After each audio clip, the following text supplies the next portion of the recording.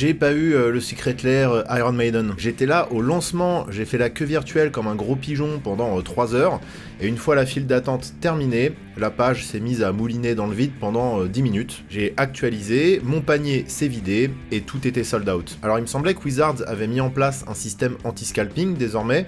Alors après peut-être que le drop a vraiment super bien marché. Bref, j'ai les glandes et encore une fois, bravo Wizards d'avoir géré ça comme des princes. En tout cas, une chose est sûre, les pochettes d'albums métal et même l'imagerie métal en général, et bah ça match super bien avec Magic. Il y a un esprit assez commun et parfois certaines pochettes d'albums métal feraient de très belles cartes Magic, comme certaines illustrations Magic feraient de très belles pochettes d'albums. On a donc eu ce Secret Lair Iron Maiden qui visiblement a super bien marché.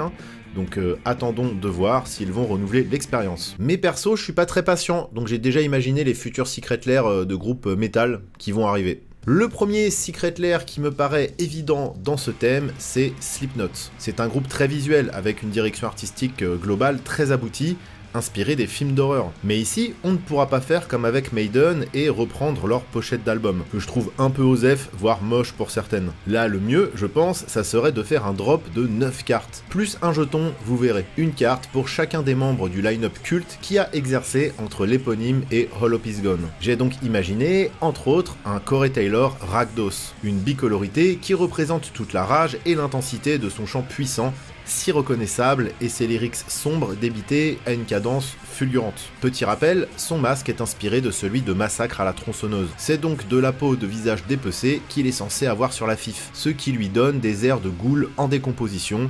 Il fallait donc que le noir soit présent. Au début, j'avais pensé à faire des cartes double face avec d'un côté le musicien sans son masque, en mode civil normal, et de l'autre côté, le musicien avec son masque et tout l'attirail qui va avec évidemment des effets un peu plus puissants. Mais finalement, j'en ai décidé autrement. Pour un rouge, un noir et un générique, numéro 8, oui, ils sont appelés par des numéros dans Slipknot, est une créature 3-3 célérité, zombie et performer. Performer est un sous-type introduit avec Infinity, et de retour avec Spider-Man. Donc pas vraiment canonique pour le moment avec le Magic in Universe. Et tant mieux pour une carte Slipknot du coup. Il n'y a pas de mécanique ou de keyword vraiment associé au sous-type Performer, là où avec les zombies, on a une tribalité forte avec un rapport à la mort de créatures, à la récursivité et au cimetière. On va prendre en compte que chez Slipknot, il y a pas mal de membres qui se sont barrés ces dernières années, voire qui sont décédés. Je pense à Joey Jordison et Paul Gray. Et donc ça va un peu justifier de jouer avec le cimetière. Voici son texte. Tous les autres performeurs que vous contrôlez ont la célérité et gagnent plus de.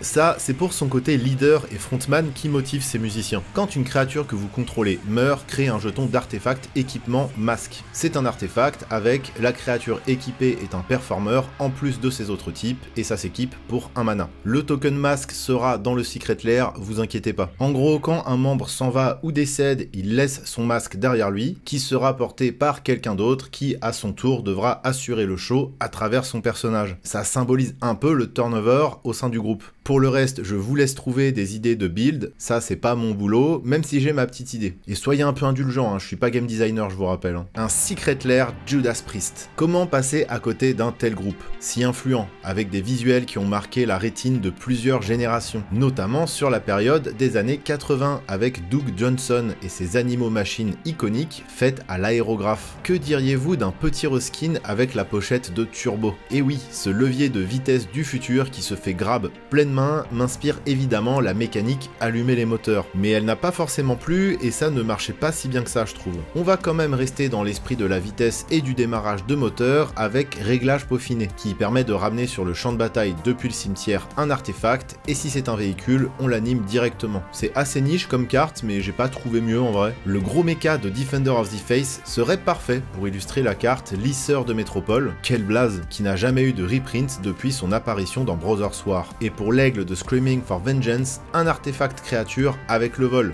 Évidemment, le méca plongeur, ça lui va trop bien. Et là, je pense qu'on ne pouvait pas trouver mieux. Un Secret Lair chanteur de métal OG avec tous les anciens, morts ou vivants d'ailleurs. Des chanteurs tellement connus qu'on peut même dire qu'ils sont entrés au panthéon de la musique. Alice Cooper, Bruce Dickinson, Rob Halford, Lemmy Kilminster, Et bien sûr, Ozzy Osbourne. Ozzy était surnommé le prince des ténèbres, donc là, tout de suite, on l'imagine bien mono noir. Imagine, t'es tellement dans les clichés que pour toi le métal c'est forcément mono noir. Genre, tu sais, toi tu builds un deck thématique dans une émission où tu serais invité, tu te fais un petit brou boros un peu original et tout, et en face, t'affrontes 3 monos noirs. Mais imagine, tu sais. Ozzy, c'était pas le dernier à faire l'idiot et à rigoler, donc même si Black Sabbath, ça respirait pas la joie de vivre, Ozzy en solo, c'était un peu plus joyeux, globalement. Donc mono noir, c'est pas assez complet, je trouve. Ajoutons du blanc, comme, je sais pas moi, la neige par exemple, et du rouge parce que Ozzy était spontané et un peu imprévisible. Pour Mardu, Ozzy est un humain performeur 3 de menace, vigilance. Peut-être que vous connaissez la fameuse anecdote où Ozzy a croqué la tête d'une pauvre chauve-souris sur scène, et je vais me servir de ça pour designer sa carte. Une carte de hate contre le sous-type chauve-souris. Non bon, faut peut-être pas déconner. En tout cas, Ozzy peut s'engager pour 1 mana afin de détruire le vampire ciblé ou la chauve-souris ciblée. Désolé pour les joueurs d'Edgar Markov et Clavileño, mais ça vous fera un peu les pieds. Et de toute façon, Edgar Markov s'en sortira quand même. A chaque fois qu'un joueur vous attaque, créez un token chauve-souris noir 0-1 avec le vol. Quand un vampire ou une chauve-souris quitte le champ de bataille, mettez un marqueur +1/+1 sur Ozzy et lancez une pièce. Si ça tombe sur face, il gagne le lien de vie jusqu'à la fin du tour. Si ça tombe sur pile, il gagne le contact mortel jusqu'à la fin du tour. Débrouillez-vous avec ça. C'est un peu chaotique, bizarre, à l'image du gars, mais il y a forcément des trucs rigolos à faire avec.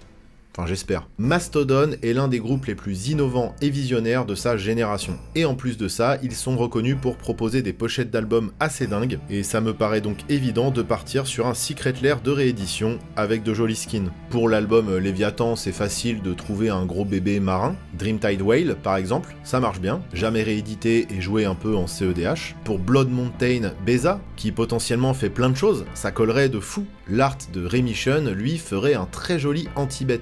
Un bon vieux Terminate, simple, efficace. Passons directement à Hushed and Grim, qui serait très chouette pour une réédition du Grand Cromlech. Ouh, ça c'est un Secret Lair value, à mon avis j'en aurais pas. Et n'hésitez pas à me dire d'ailleurs si vous avez des meilleures idées pour ces pochettes cultes. Un Secret Lair True Norwegian Black Metal. Bon, ça, on est certain que ça n'arrivera jamais étant donné le lore plus que sulfureux qui entoure cette scène, qui émerge dans les années 90, mais un petit abat, Golgari, créature neigeuse, Yeti démon, ce serait incroyable. Pour 2 verts, 2 noirs et un générique, c'est une 5-5 piétinement Ward 2. Les coûts d'équipement coûtent 1 de moins pour chaque type de permanent neigeux sur le champ de bataille et dans les cimetières. Le bon Voltron des neiges. Alors oui, Golgari c'est pas très orienté équipement normalement, mais j'ouvre les archétypes. On est dans les projections là, donc on peut tout imaginer, même les trucs les plus débiles. Je sais pas, ça colle à la direction artistique de Immortal et du personnage, qui adore poser avec des grosses haches. Et puis imaginer des grosses créatures neigeuses qui attaquent avec des gros équipements, ça rappelle les Vikings, les légendes scandinaves, c'est la bagarre et c'est une certaine vision du black metal. Je peux d'ores et déjà vous annoncer qu'il y aura une partie 2. Et d'ailleurs elle existe, mais uniquement pour les membres de la chaîne pour l'instant. Pour les autres, faudra donc patienter un petit peu, mais je peux vous assurer que cette partie 2...